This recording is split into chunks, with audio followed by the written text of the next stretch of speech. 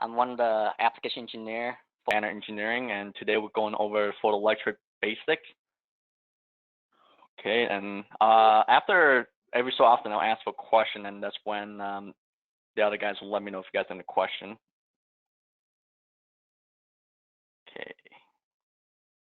Okay, so why do we use photoelectric? It detects present and absent of a target, so it's really easy to use. They are non-contact, can detect objects over a long range, have long life because they do not have a lot of moving parts, and they have fast response time. It detects almost any material. Keyword here is almost, okay? So the first, this next few slides, we'll talk about the post-mode sensing and the retroreflective sensing. The reason are because these two are pretty similar to each other, so they go well together. Okay. And in a post mode, let me get my laser here. Okay, so you have two devices, an emitter and a receiver. So you have an emitter emitting light and a receiver receiving light. Easy enough, right? Another way to think about this is that they are a through beam. So you see a lot of probably Gilson guys will call this through beam. You have one of the benefit here is you have a long range, but you do require power wiring on both sides because each emitter and receiver will need power. The max range we could get with one of our sensors 500 feet. That is the SM30 model, and these are the QS18. But if you need 500 feet range for some reason, we can support that. Okay, so if you put a target in the middle of the beams, it will block the beam, hence there'll be an output. So here the sensor will know something's blocking it and it will give a signal. All sensor emit modulated light. They are pulses, and we do have three options. Red LED lights, which will help with alignment and color if you need help with alignment. If you need more power or distance, you will go with IR, and they are invisible. If you need more precision, you'll go with red laser. Okay, here's an application that we'll use the QS30 a post mode for. Here's the pretty typical car wash application where you need a high access gain, a post mode, which can burn through the mist, the steam, this nasty environment. So our solution is to have a QS30 that can withstand washdown rated, preferably IP69, and they are in IR, infrared light, so they can burn through the mist and steam. Okay, here's another simple application of the QS30 a post mode. They could be used in daylight, not too far of a range, but still good enough within outdoor that they use for height sensing here, where in a tollway, if a truck is too high and it blocks this beam, an alarm will go off saying that, hey, you better not come through because you're not gonna fit. Simple enough. Okay, here's a chart that you want to look at. It's a beam pattern. These are available in all of our data sheet. It shows the spread of light from the sensor. So I know this is a 2D, but if you think about a 3D, this will look like a cone shape. So you can technically place the receiver anywhere in this cone shape and it will technically see the lights, but it's not preferable. You want it to be head on. The beam pattern is good to avoid crosstalk because if you have another pair of this in the vicinity, you do not want the beam pattern to crisscross because then you can have false tripping. Clear as mud? Okay. Okay, but realistically, the beam pattern is not important. The important part is the effective beam. It's the size of the lens element, and it needs to be blocked to activate the output. So in this example, the lens, it's about 13 millimeter. So the object you want to use, the object you want to detect got to be at least 13 millimeter big or bigger, just so that it can block this beam. Once its beam is blocked, then there will be an output. Let's say you wanted to sense an object that is smaller than the usual effective beam. What we could use is Aperture. So it shapes the effective beam. It creates precise detection. It also helps prevent crosstalk. So this Aperture will just go on the receiver side, so only this amount of light will get through into the receiver side. One downfall is it reduced signal strength, access gain, and so it reduced the range. And access gain here, we'll talk about in just a little bit. Okay, you can also use an aperture with a laser emitter. As I talked about earlier, laser emitter, you could use it for really precise detection because they are pretty small beams already, but if you need it to be smaller, you can definitely put an aperture on the receiver side. Okay, access gain. Here's a definition, the boring one, I would say. Access gain is a measurement of the amount of light falling on the receiver over the minimum amount of light required to just operate the sensor's amplifier. Right, that's great. We'll talk more about it in a bit. It can also be seen as the extra sensing energy available to overcome the attenuation. The attenuation here are dust, steam, and just the environment.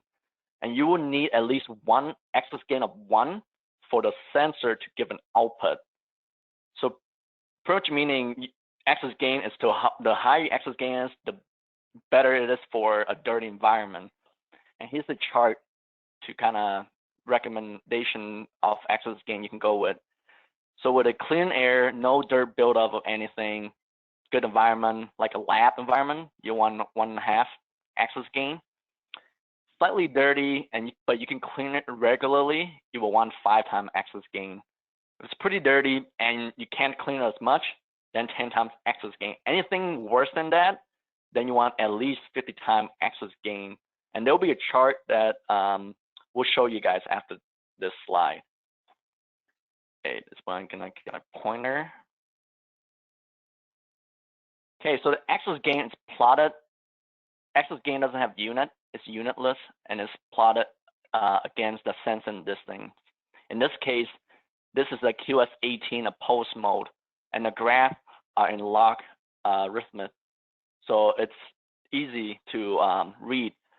So here you can see how this is 0.1 meter, this will be 0.2, 0.3, all the way to 1 meter. And once you get to 1 meter, it'll go 2 meter, 3 meter, so on and so forth. Now let's have an example so we can see how this is done. Okay. Okay, so for example, at 1 meter, you would trace this line up until you reach the slope where this is the interception for you to know where the access gain is. So 1 meter, you look over to the left, your access gain is about 400. And how do I know it's 400? So let's start at 100 here. 100 access gain here, then this is 200, this is 300, and then this is 400. Let's have another example. Let's say a 5 meter.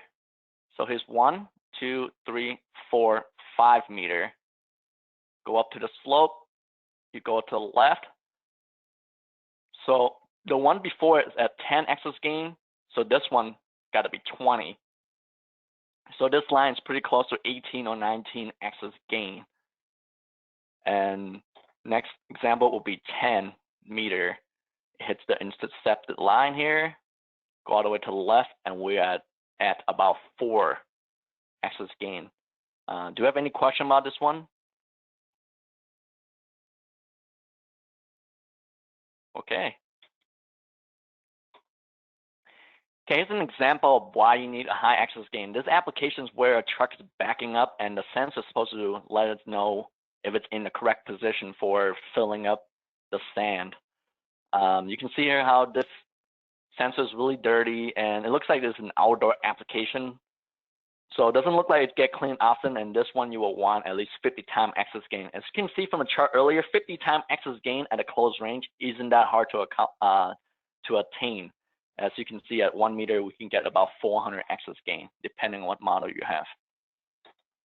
Okay, here, so some advantage and disadvantage of a pulse mode. Advantage, you have high access gain, long range, and they're not affected by color or finish. Disadvantage, a burn through translucent object. Small object detection requires aperture and power to both sides of the application, so you need to install wiring on both sides. Here's the list price for some of our popular sensors, QS18 and QS30. These are the list price. As of now, do you have any question about the pulse mode?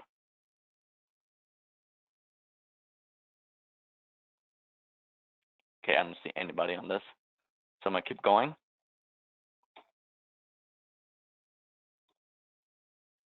Okay, next is the retroreflective version. It acts almost as like the pulse mode. You still have light emitting from one sensor, but in this case, it'll bounce off a reflector and come back into another receiver element in this sensor. So this sensor pretty much have both emitter and receiver in it.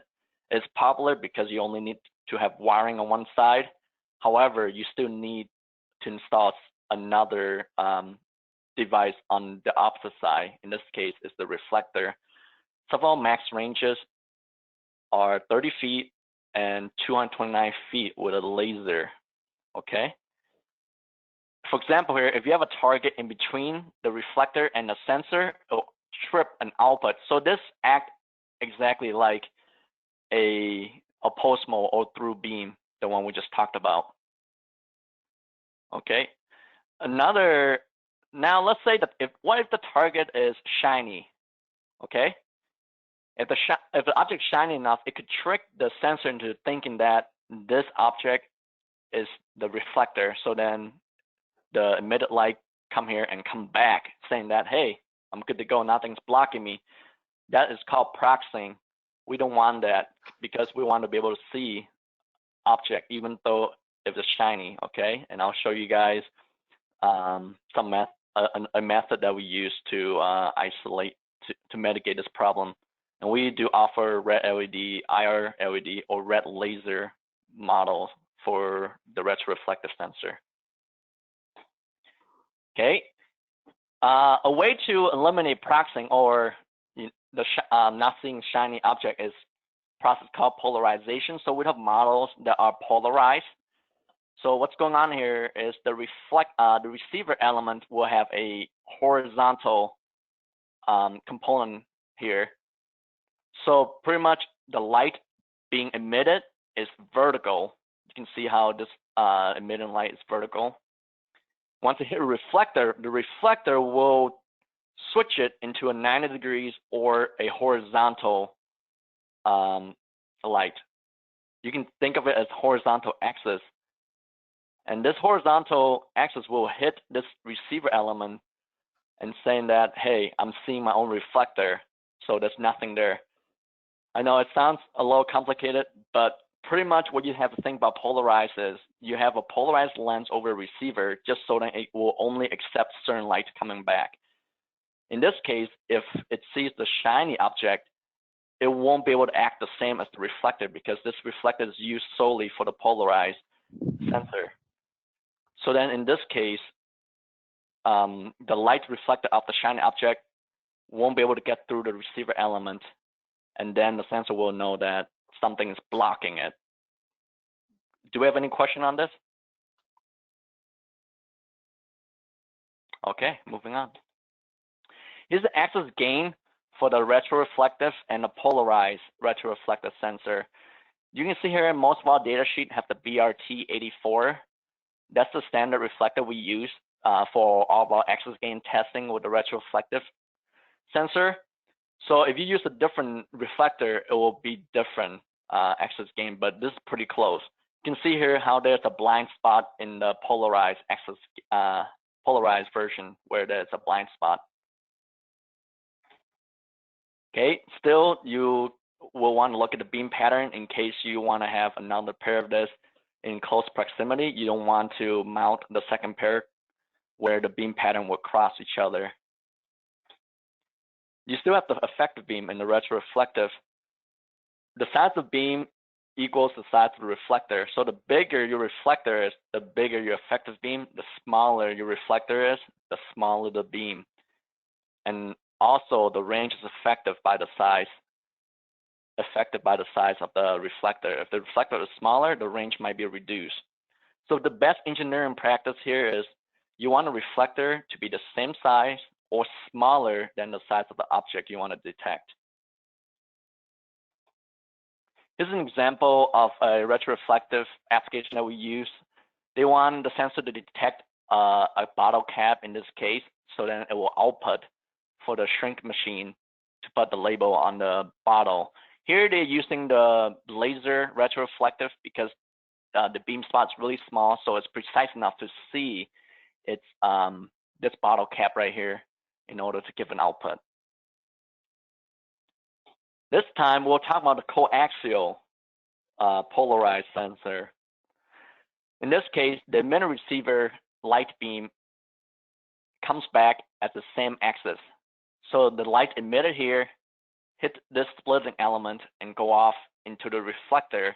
When the lights reflect back, some light will go off into the space, but some light will come back on the same axis as the emitter, hence the word coaxial. Now what that does, it gives an interesting effect for this sensor because then there are no blind spots. Okay, so what do we use this for? Oh, here's another chart showing you how the coaxial is used with all type of reflectors, and then you can see here you can have the reflector and the sensor up to 1 millimeter range, so they could be really close to each other, hence the word pretty much no blind spot. What you use this for is, since there is no blind spot in the QS18 coaxial, you can use it to detect clear object. The bottle, even though it's clear and the beam could shoot through it, it still absorbs some form of light, and the intensity coming back to the receiver the sensor will be able to detect the minute change in intensity coming back. That's why you want to use coaxial polarized retroreflective for clear object detection. And you can see more about this on our website. Okay, here are the advantage for retroreflective sensor. They are the second highest axis gain. You only need power on one side and wire on one side. That's lower installation effort. The coaxial model, there's no blind spot. You can see through small opening and you can see clear object. Okay, the disadvantage, they have shorter range than a pulse mode, and you still need two pieces for this to work, the reflector and the sensor. The non-polarized models could have false signal from shiny target, so they could get proxing. The polarized model, they have blind spot, but they can see shiny target. However, it has shorter range compared to the non-polarized models. The coaxial, it doesn't have blind spot. It doesn't get tripped by shiny targets, but it does have shorter range than the traditional models. As you can see here, the price of the retro and the polarized are the same. However, the coaxial, because it knows blind spot and it doesn't get tripped by shiny target, it's a little more expensive here. Do you have any question on this?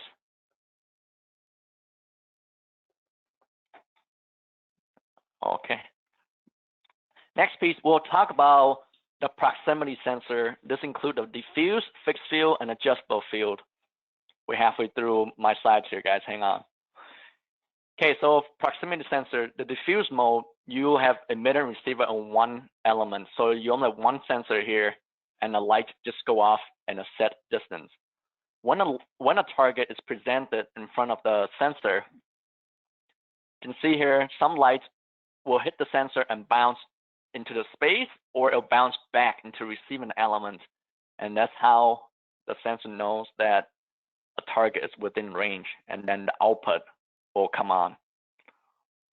We still offer them in red LED, IR LED, and red laser.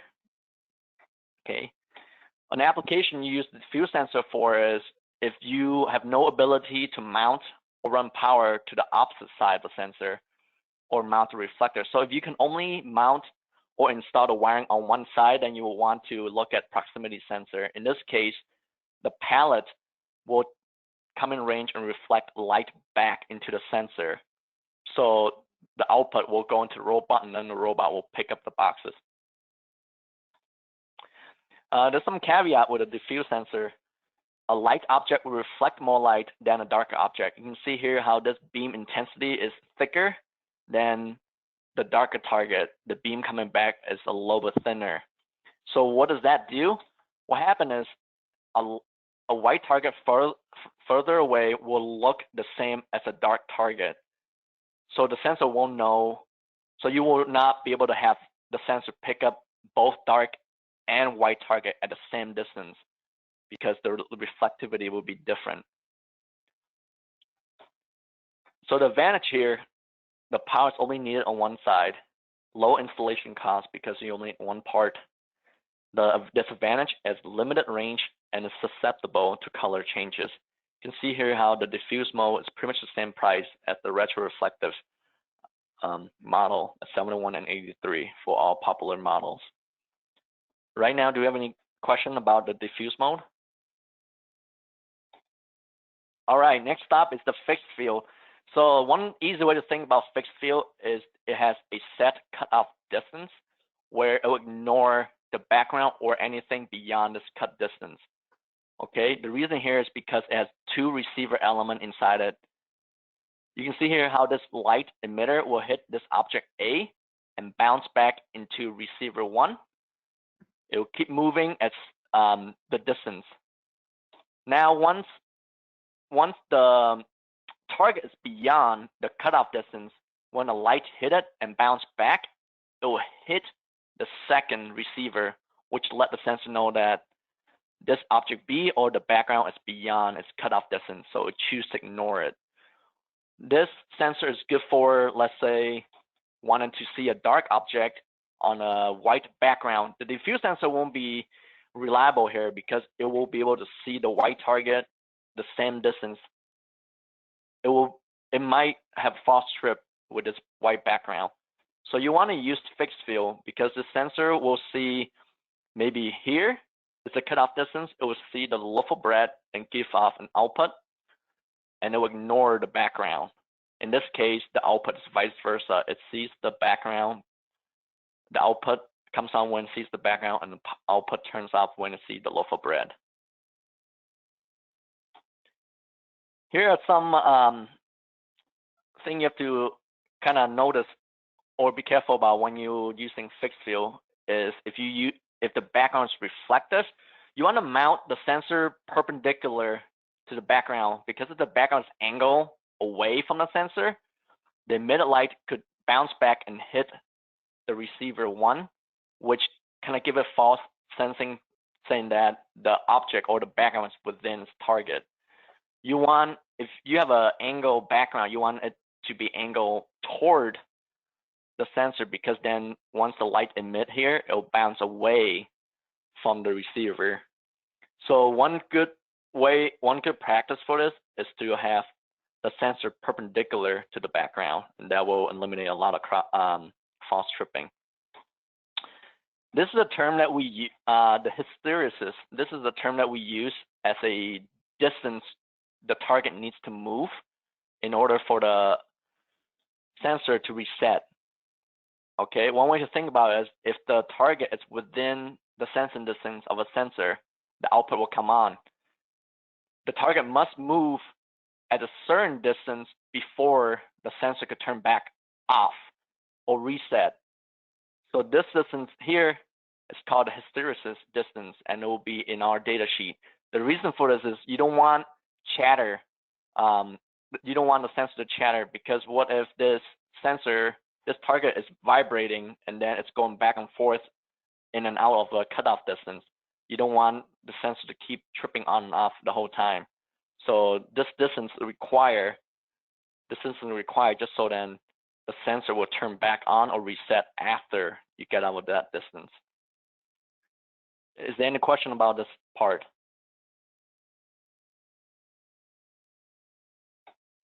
Okay, here's the axis gain for the diffuse mode and fixed field. You can see here how the fixed field, once you get to a certain distance, it will just cliff dive down, and that means that it will not see anything beyond this point or it will ignore the background. Okay, the advantage of proximity sensor, power is only needed at one side of the application, low installation cost because only one part is needed. It detects object out to a set sensing distance. ignores the background object and has very low color sensitivity. The disadvantage here is the limited range. Some of it could go off maybe 250 millimeter. Here are the price range for the QS18 and QS30 fixed field and the adjustable field. You can see how adjustable is low, more expensive. Do we have any question about proximity sensor? Okay, so here just a quick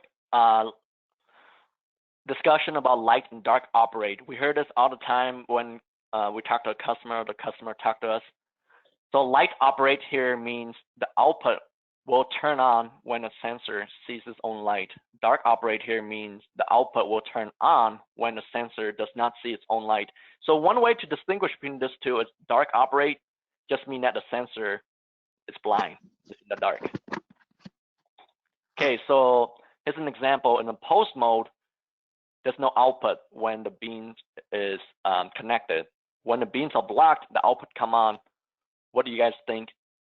This is it dark operate or light operate? If you guess dark operate, that's correct because the receiver does not see the beam. It's in the blind, so it's dark operate when the output turns on. Okay, I might have gone a little fast. Is there any question before we move on?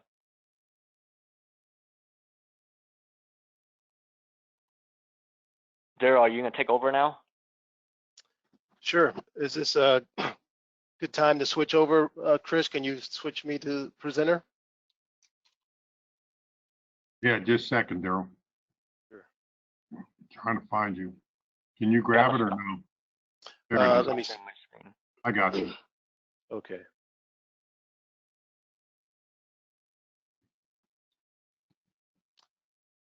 Not sure if you guys are seeing my screen or not. Not yet.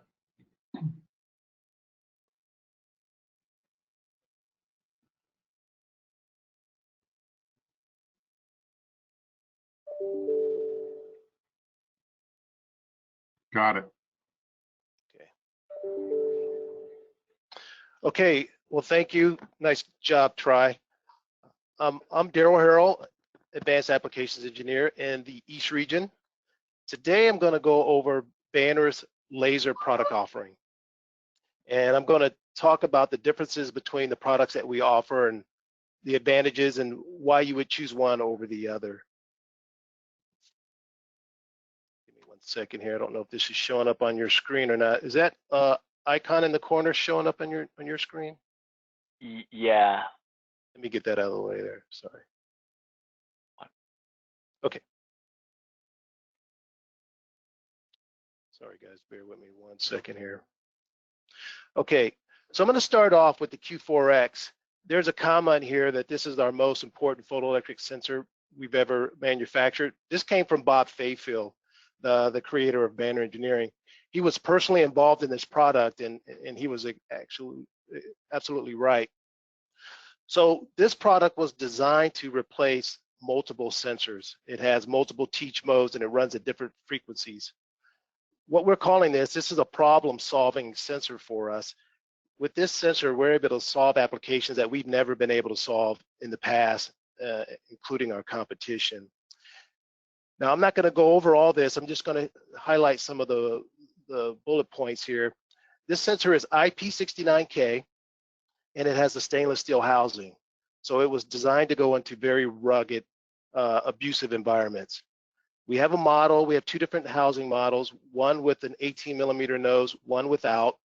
This will allow you to get into more compact spaces. Notice that both options have mounting holes. This sensor comes in 100 millimeter, 300 millimeter, and 600 millimeter range.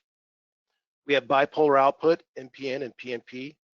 This also is available in IO Link, and this is becoming very, very popular in smart factories. This allows you to get diagnostics from this sensor where you will know that this product is going to fail before that happens. It's just one of the areas where you can use this. And it also has analog 0 to 10 or 4 to 20 milliamp output. So the way this sensor works is it was designed to be immune to color changes.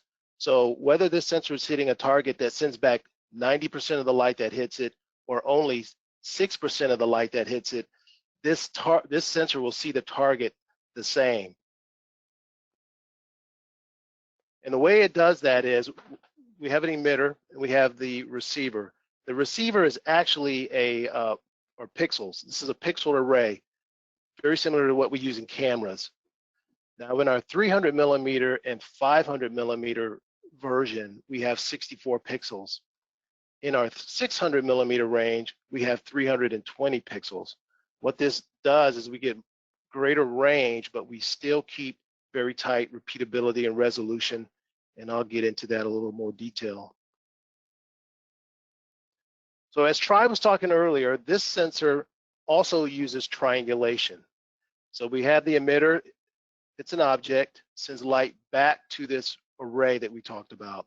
So here, depending on the distance of the target, will determine exactly where the light hits this array. And depending on that, we're not only able to tell you, yes, there's a target there, we can tell you exactly where that target is. So again, this is a gauging sensor, so it knows distance. That being said, there always has to be a target in front of the sensor. And as long as that target is anywhere within the sensor's field of view, again, regardless of the color, it will not only tell you a target's there, but it will give you the distance very accurately. I'm going to jump to the LTF family real quick to show you the differences between the Q4X and this family. Now, the LTF 12, that 12 stands for 12 meters, which is 39 feet. The 24 is 24 meters, or approximately 78 feet. This is doing the exact same thing as the Q4X, but over a greater distance. And it's using a slightly different technology, something we call time of flight. What we're doing here is we are actually clocking how long it takes the light to come back to this sensor once it leaves the emitter. And the way we're doing that is we have high-speed clocks inside. Now we know the speed of light is over 186 miles per second. And even though it's traveling that fast, our clock speeds are running so fast, I think it's monitoring every millisecond, or it's taking a reading every thousandth of a second to make sure to give you an accurate reading of how far this target is from the sensor. Okay, so when would you use triangulation like the Q4X versus time of flight like the LTF? You use triangulation whenever you're within 25 to 2 meter range. So the triangulation has a limit, and that's about it, 2 meters. What that buys you though is excellent resolution. We can get down to 2 microns, which is 80 millionths of an inch with our LM80 sensor, and I'll get to that later. Also, our triangulation sensors, once again, they're IP69K and they're stainless steel. So these are designed to go into very abusive environments, which is impressive, right? Because you're still getting some very tight tolerances out of that. And we use a ton of these products in the automotive industry and semiconductor industry, where a lot of precision is needed and there's a lot of shiny objects. And again, these objects or these sensors can see clear objects, and of course, high precision. Now, time of flight, the advantage here is we're out to 24 meters. And by the way, our sensor, our LTF, is best in class for its range and repeatability. And I'll get to some charts that'll show that here a little bit later. But where are we using these? Automated guided vehicle applications. It's great for that. This will tell you not only is there a wall there, for example, but even if you're hitting that wall at an angle, these products will give you back a very accurate reading. Overhead gantries, we're using this a ton in this type of applications and automated retrievals. So here's some of the terminology you need to be aware of when you're talking lasers. I'm only going to hit on a couple of these, which is resolution. Resolution really applies to the analog output. Basically, it's the smallest detectable change that you can make out with the particular sensor. Repeatability, we word it differently, but basically it's doing the same thing as resolution, except on the discrete outputs. It's how small of a change this sensor can detect on the discrete output. And then just FYI, these sensors, because they're so sensitive, temperature does affect them. Not only ours, but our competitors. It's just across the board. But what Banner does, we put additional circuitry into our products to eliminate this temperature effect as best we can. So here's an example of repeatability. If you take the 100 millimeter unit, you see it goes from 25 millimeters to 100 millimeters, which is 4 inches. And you see over its entire span, it will hold 0.2 millimeter resolution, or 8/1000ths of an inch. And another thing I want to point out is, even if that target is only sending back 6% of the light it hits, it'll see it out to its full range and keep that repeatability. That's why we were able to solve a lot of applications we haven't been able to in the past. The 300 millimeter model, this is our most popular model. You notice that it starts off at 0.5 millimeter resolution. As that range increases, so does its repeatability. Now the 500 millimeter follows suit. But if you take a look at the 600 millimeter, if you remember, this is the one that had the extra rays in it. So even though we're going a greater distance, we're still able to keep the same resolution as our 300 millimeter model.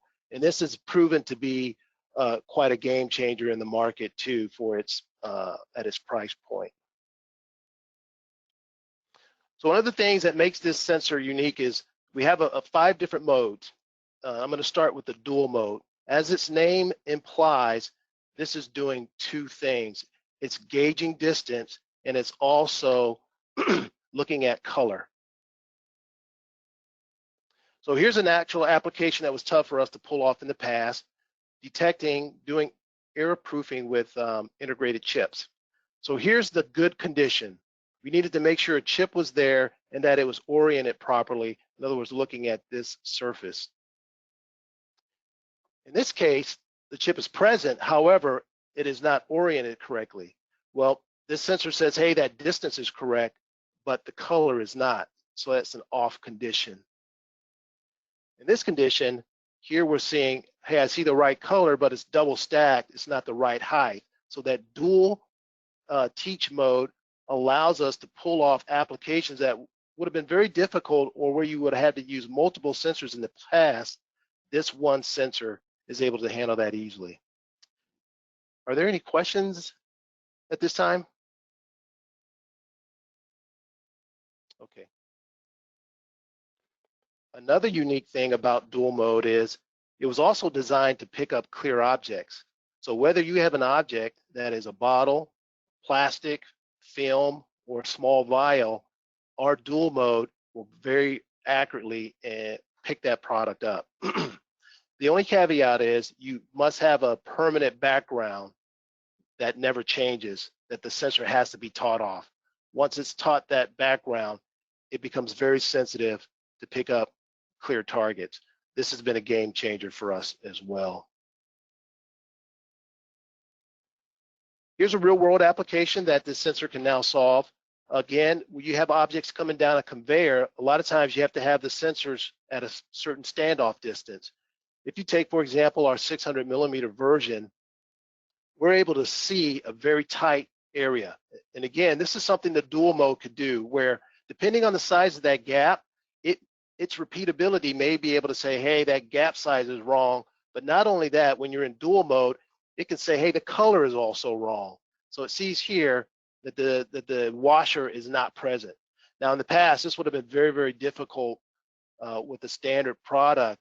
This is a breeze with this Q4X sensor. So another teach mode, as I mentioned, this sensor has 5 different teach modes, which is why it replaces a lot of different products. Another one is what we call 2-point teach, where you're teaching it 2 conditions. Here you're teaching it a background and the top of an object. Then the algorithm creates a threshold right in the middle. When would you use this? So here we have an application where we have a permanent background, and you'll notice that this background does not have to be a reflector. It could be anything. In this case, it's a shiny a bracket or stand. And you have objects that are coming by that are also shiny. They have a radius and they're moving. So typically in these applications, they're jiggling down the line. They're not very steady, but this sensor, because it created a threshold in the middle, it will accurately detect all of these cans without false tripping. Here, another mode is background suppression. Here, what we're going to do is we're going to teach a background, and we're going to tell the sensor, ignore that background but see anything above it. Then here's another application that we had difficulty in the past, that was difficult for anyone in the past to detect. Here you have a moving conveyor, but on this conveyor, you're going to have products. In this case, it's a thin package that is very shiny and it's very uneven. In the past, this would have gave any other type of product a hard time to detect this reliably. But with the background suppression, we're able to suppress the background regardless of the shininess or how dark that target may be, and even though it's not even, this sensor will very accurately pick it up. Also, you'll notice here that on the LED display, we're showing you constantly what the range is, and you can have that in millimeters or inches. This is another background suppression application where we're teaching it the background and we're saying, hey, we don't ever want to see the background. So you'll notice the background is dark, and so is one of the parts that needs to be present, but the sensor is able to pick up dark objects very easily out at max range. Because it's a laser, it's able to detect very thin targets. Here, a target is missing, we see the background, we know that this is a bad condition. Any questions on any of those modes so far? Yeah, Daryl, we have a couple of questions. In regards to the 2-point teach mode, is the threshold that it sets adjustable? Can you teach it to detect objects varying height dimensions? Yes, that's a great question. Answer is yes. So what the sensor does to make it easy out the box, we just set a threshold to begin with, but the way the sensor is designed, you'll notice there are 3 buttons here. 1 to teach, 1 to increase the threshold, 1 to decrease. When you see the sensor, there's a minus button and a plus button. So yes, very easily you can open or close that threshold. And then Daryl, could you cover, does it matter what orientation? Do I need to have that sensor pointed straight down at the object, or what effect does an angle mount or a non-parallel mount have on the sensor? So the sensor was designed to work at a certain off perpendicular. How far really depends on the total distance and the glossiness or the shininess of the object. But in general, good engineering practices, in general, you always want to be perpendicular, but you can be off perpendicular with this sensor and still get a very accurate reading. And again, we don't publish anything because it really depends on what that target is and the max distance, but you can be easily, we've seen real world applications where they're 15 degrees off perpendicular, and that's not an issue at all. Anything else? That's it. Thanks, Daryl.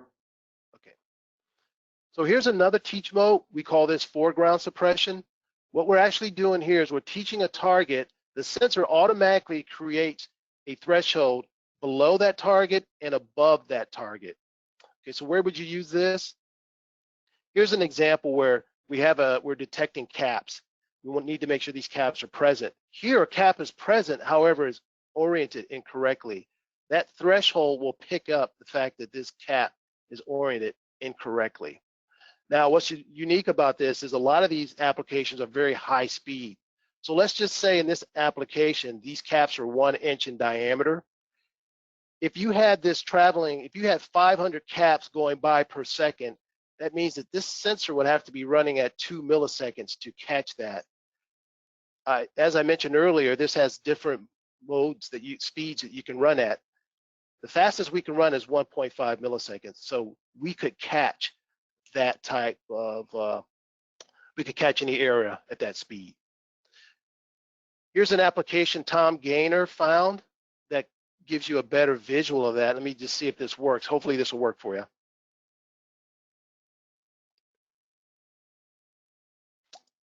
And it doesn't look like it's going to give it to me. But what this was showing is that this is a very high speed application where the sensor is detecting when these caps aren't oriented correctly, it rejects them.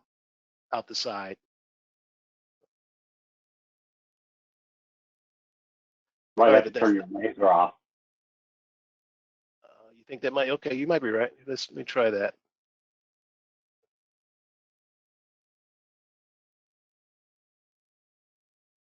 No. So what, I should just go to pin, think? Do you know which one I need to go to?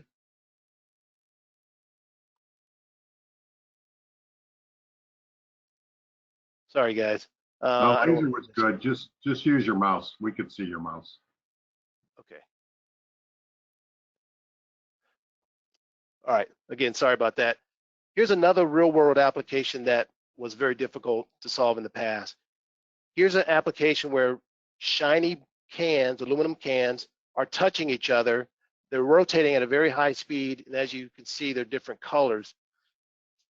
This sensor with the foreground suppression, we're able to teach the front of this sensor, and even though these are touching, that gap, again, which is adjustable, we're able to reliably detect this even as it spins around at high speeds. Q4X has no problem with that. And as I mentioned too, if you have a different model, you can have 0 to 10 or 4 to 20 milliamps. Here where you're teaching the background, let's call it 0, the top of a target 10 volts.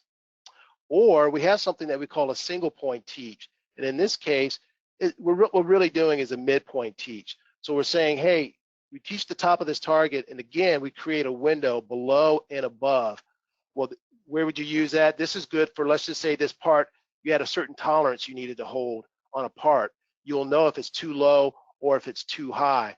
Or if you oriented this horizontally and you needed to do it for tracking to make sure that a part was in a certain position, you'll know when it's off center. Here's just a simple example. Here you have boxes, you know when you're full or down towards the bottom. Analog gives you a constant reading, so you always know where you're at. Here's another real world application where customers needed to make sure that, first of all, even before they baked bread or cake, whatever it was, that the dough height that was inserted is correct. And also, it does another check after it was baked to make sure that the height is correct. So here's some of the targeted areas where this product is being used. Basically, because it's IP69K and stainless steel, it's in a lot of rugged environments. Food and beverage, metal stamping, robotic welding. It handles all these applications well. Again, anything where you need any kind of precision, this works extremely well. And even though it can go in a robust environment, it's still sensitive enough to detect plastic and glass or pharmaceutical vials, which tend to be very small targets. And it can do high-speed applications that you may have. Are there any questions at this time? Okay. So here is a snapshot of all of our product offering. So when would you use one versus the other, and what are the advantages? So here, we always start off with the Q4X because this is the most versatile. It has a bigger brother, the Q5X. This goes out to 2 meters instead of 600 millimeters. So if you need more range, you go to this product. Now you'll notice you're getting more range for the same price. The reason for that is this product is not stainless steel IP69K. Because it has longer range, it can stand off from the target or the hazardous environment better. So we didn't put this in stainless steel, otherwise it would have been much more expensive. If you need further range than that, then that's the LTF. Again, you can get out to 24 meters. Now, if you don't need range, but you need better resolution than these two products, that brings us down to the LE products. They're higher resolution and they can go out to 1 meter. And I'll get into that a little bit later. But even if you need more resolution than this offers, this is our LM. And again, it goes down to 2 microns or 80 millionths of an inch. Okay, so this is the Q5X. I'm not going to spend a lot of time here because it's doing the exact same thing as the Q4X, but out to 2 meters. But another important thing is This has extremely high gain. So that's important depending on the application you're in. So here's an example where in these log environment that tend to be very, very dirty. This picture isn't showing that, but these applications get very, very dirty. You'll notice we have a row of Q5Xs up here that's gauging this diameter. And whether the bark is on there, whether that's a dark target, you can see it's over a long range. This sensor, and even if there's a lot of dust, can accurately give you an output. And again, as we were talking earlier, as one of the questions came in, here we're showing you that this sensor is actually at an angle off of a target that has some glossiness, shininess to it, and you can still get a very repeatable output. And even though it's can be used in these very rough environments, it's still sensitive enough to pick up clear objects. So here's just some of the applications where we're using it: material handling, packaging, lumber, construction, automotive, and there's a lot more. Any questions about the Q5X? Okay. Yeah, Daryl, can that technology, or what technology would you use to read a transparent curved glass surface? For example, to detect the orientation and presence of a windshield on a car assembly line. Yeah, so the Q5X or the Q4X could do that. The only caveat is there has to be something in the background that's permanent, that's not moving or changing. If that's the case, that sensor can do it. Is that the case in that particular example, or? Yeah, that's good. That's all we have. Okay, I didn't mention this, but I'll mention it here. These sensors have a spec range, right? Q4X 600 millimeters, Q5X 2 meters. When you're in that dual mode where it can pick up clear objects, you can be out to 15, 20 feet. It all depends on the background. You don't need a reflector, but we still say that you should have a light background. Point is, the range is extended in the dual mode. That's another advantage of it. Okay, that brings us to the LTF. The advantage here is these sensors come with analog output and discrete, or you can get this with 2 discrete outputs, and it also comes with IO Link. Again, that's where a lot of customers have smart factories and they get a lot more information from these products. Another nice thing about this is the LED display. There's 8 characters that we can display, or 2 rows of 8 characters. So you can very easily see what's going on with the sensor. Again, we're displaying the range in millimeters or inches, and we're also showing you and telling you what's going on with the analog and discrete output. Okay, so here's the repeatability of the LTF. So let's take, for example, if you have a target that's only sending back 6% of the light hitting it, you'll notice out at 2 meters, you're still able to get 1 millimeter resolution. And that's with a target that's hardly sending any light back. And again, that's why LTF is best in class for its repeatability. But let's say you have a very nice target that's sending back a lot of light, back to at 8 and 9 meters, you're still at 1 millimeter. So it's pretty impressive, the performance that we're getting out of these sensors. So where would you use it? Any application where you need to know position, analog output will tell you that. And again, we are using a ton of these in AGV type applications or storage retrieval applications. We use a lot for that. Crane height or collision avoidance. Typically, we stay away from liquids with laser, but now if you have a liquid that is very opaque, this sensor can work in that type of application as well. And of course, roll diameter with the analog output and loop tension as well. That brings us to the LE250 and the 550. Again, these are the higher resolution products. So they're doing the exact same things as the other ones, but more repeatability. With this sensor, the LE250, you can get down to 0.01 millimeters, which is approximately 393 millionths of an inch. And its bigger brother that goes out to 1 meter, you're down at 0.125 millimeters or 5 thousandths of an inch. So again, a lot of applications where we're using it, it's not thrown off by shiny objects, but can see at a long distance and still give you a very precise reading. Roll diameter is not a problem. Again, you can see a dark target that's not sending back a lot of light. Cloth doesn't send back a lot of light either, but again, we're at an angle, no issue. You can use multiple sensors here for thickness monitoring as well. Just another quick example. In the past, shiny objects like this would have thrown off a sensor.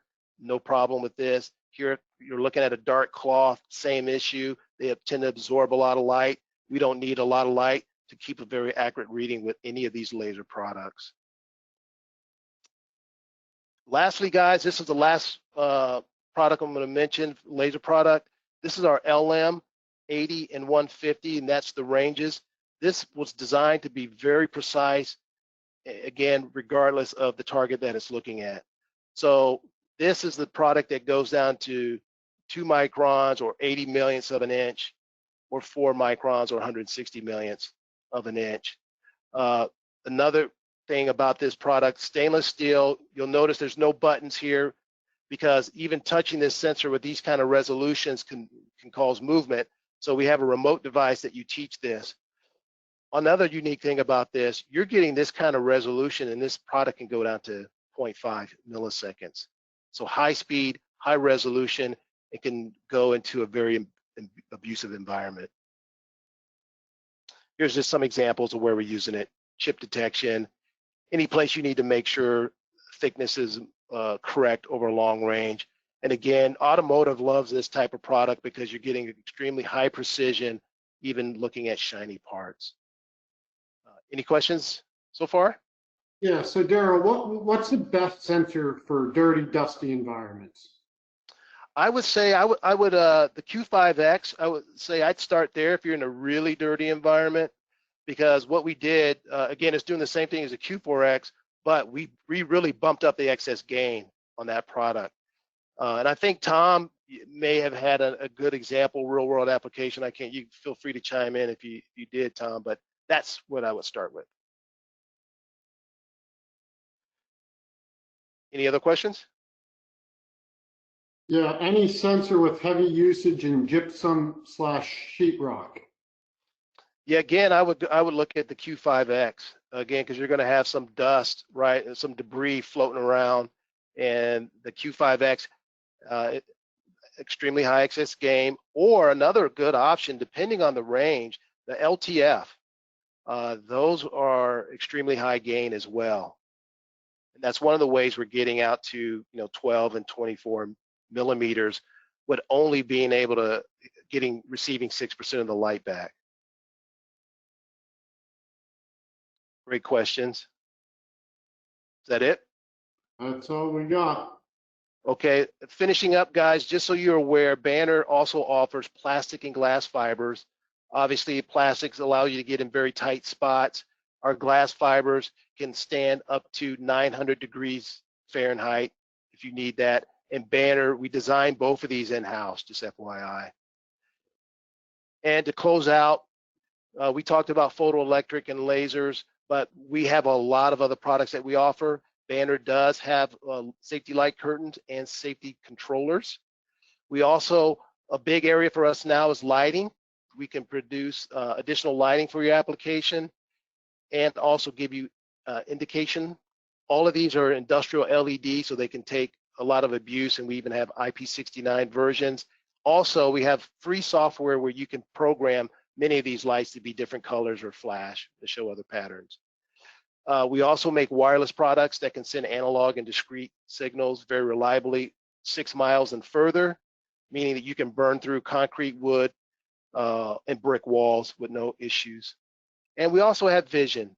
And one of our vision products does not require a computer, it can be taught on the back screen. So with that said, that's all I had from Banner, unless you guys have any other questions. Nope, I just want to thank everybody for attending. If somebody did miss it, we will post this on our YouTube channel. Give us a day or two. The only other thing is we did discuss IO-Link here.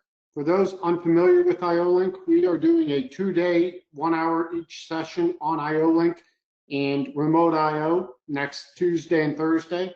If you are interested, please contact your local Gilson salesman and we will invite you to that webinar. And we thank you for attending. Have a great day and stay safe.